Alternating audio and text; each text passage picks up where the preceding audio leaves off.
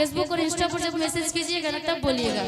अभी के लिए कि मिलने की तुम कोशिश करना, वादा कभी न करना। मिलने की तुम कोशिश करना, वादा कभी न करना। वादा तो टूट जाता है, वादा तो टूट जाता है, वादा तो टूट जाता है, वादा तो टूट जाता है, वादा तो टूट जाता है। मिलने की तुम कोशिश करना, वादा कभी न करना।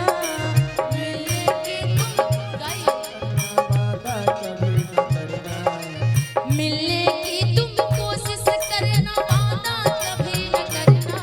वादा तो टूट जाता है, टूट जाता है, वादा तो टूट जाता है, वादा तो टूट जाता है। जहाँ उमरिया के रोग है नजरिया से होला। उमरिया के रोग है नजरिया से होला। उमरिया के रोग है नजरिया से होला होला। उमरिया के रोग है नजरिया से होला। उमरिया के रोग है नजरिया से होला। उमरिया के रोग है नजरिया से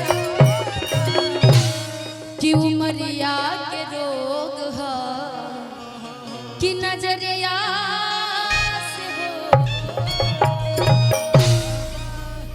वाह, एक बार आप अपने लिए ताली बजा लीजिए। वाकई बहुत प्यारे हैं आप सभी लोग। एक बार आप अपने लिए ताली बजा लीजिए, क्योंकि हम लोग बहुत जगह कार्यक्रम करते हैं लेकिन ऐसी ऐसी जनता, ऐसी ऐसी श्रोता बहुत कम मिलती है जो इतना खुश होकर के। कैमरे वाले लोगों की तो हालत खराब है ना, लेकिन कोई नहीं, आज का मेहनत का रंग लाए ना, यही चीज़ है। खूब पैसे कमाइए, खूब मेहनत कीजिए आप लोग।